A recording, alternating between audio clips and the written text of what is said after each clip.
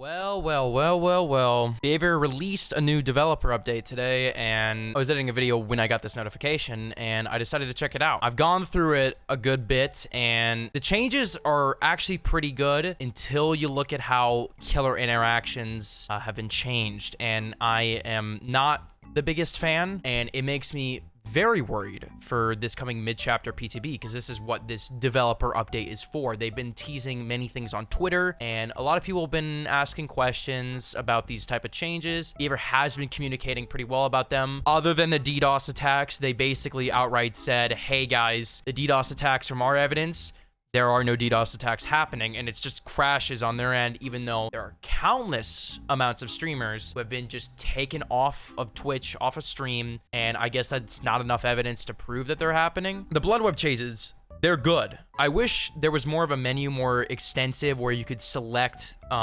what you wanted in a preset, so you would just keep that shit on autopilot. You wouldn't have to keep pressing the automatic blood web, or you could just spend like 2 million blood points in one button press. It's a good change, and it's great for console players because it takes a very long time for them to complete blood webs. And then we have accessibility options with visual tear radius, and that's good too for people who may be hard of hearing or deaf, and good change.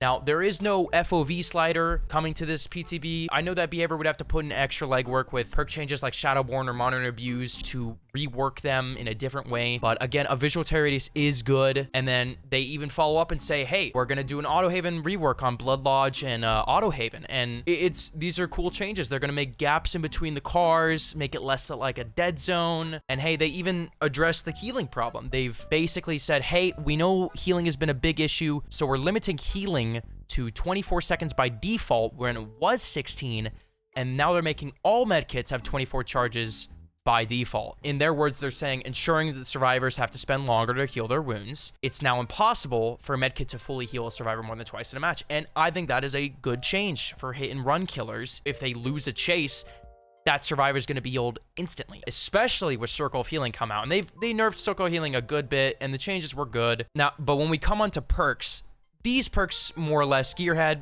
not a big change. It's just aura reading when someone hits a good skill check. Overzealous, you get the generator speed when blessing a totem as well as cleansing. Pain res, they recognize that after the eruption nerf, it would come back into the meta. So basically, you get 4 tokens with pain res. Each time a survivor's hook, it uses a token, and the generator with the most progress will explode and lose progress. I think that's a good change. And then in Dead Hard, they changed this again, and I actually think this is a healthy change to Dead Hard. You have to get a safe unhook for it to be activated, and then the window is the same for the endurance status effect. I'm sure people are still going to get crazy amount of value out of it, but not as much. Call of Brine, they've reduced the additional regression speed as well as to overcharge as well. The starting regression speed is 85 and the highest you can get is 130. Good changes. They're trying to make sure the meta isn't just 4-gen perks. I like that. Circle of Healing is a big change. You can't self-care in Circle of Healing now. You have to be using a med kit or healing a teammate, but you do see your teammates' auras when you're in that radius. And again, I think it's another good change. Here's where the update goes south, though. Okay, good changes so far. BHVR, I'll give you credit where it's due. All right, I do think the changes are pretty good. Here's where I really don't like the changes. Billy, I first read this killer updates, the Hillbilly. Start your chainsaw and don't worry about them overheating. We've adjusted the Hillbilly's overheat mechanic to be much more forgiving. Now, when I first read this, I was like, are they actually removing the overheat mechanic? No way, right? That'd be sick. We've been asking for this for so long. And then you read a little bit further down. The amount of heat generated from both starting to rev and continue to rev your chainsaw has been dramatically reduced, which is good. That was the most overheat. That was the most heat you could gain from the entirety of it. However, they've increased the amount of heat you gain when sprinting. Not a big fan of that. In their own words, they say, we've made the overheat mechanic almost a non-factor. I am going to counterpoint in saying, if you're basically saying that it's almost a non-factor, why not just remove it?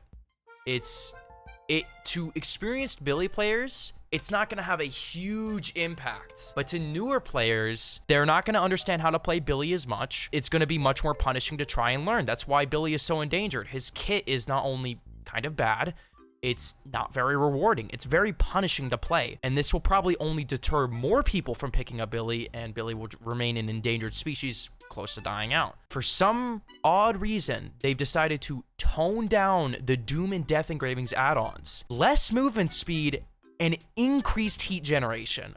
I really don't like this change because a lot of people used it for curving. In some loops with Billy, you kind of have to curve, which obviously is problematic. I don't know why they ever touched these add-ons. No one has complained about Billy. You know, they buffed an add-on for Pig. They had the little meme, you know, we decided to nerf the Pig, and then they say increase the add-on's movement speed. Haha, behavior, very funny. They have a sense of humor. And then they go even further. This is where I also don't like the update. They decided to remove the ability to use flashlights to burn Wraith out of his cloak. I just don't like this change. Maybe I'm wrong. Not a big fan of it though. And they applied it to Nurse as well, where you can no longer burn her out of blinking. And then Artist can't shoo away crows anymore. Hag can't get rid of traps anymore with your flashlight. Instead, you have to wipe it away. Not a big deal with that, honestly. I rarely face a Hag. And on top of that, wiping away, whatever, I can do that, but I don't like how they changed Wraith and Nurse. And that's about it. And again, it's kind of disappointing because they started off so strong. They started off so strong in this update. They lost me to Billy so quickly. If you really want to make a substantial change to Billy where more people are going to end up playing him, rework his add-ons a little bit, buff them, take away overheat, more and more changes as time goes on, less people. That's all I gotta say. Let me know what your guys' thoughts about the PTB developer update is. And yeah, I'll see you on the next one. Cheers.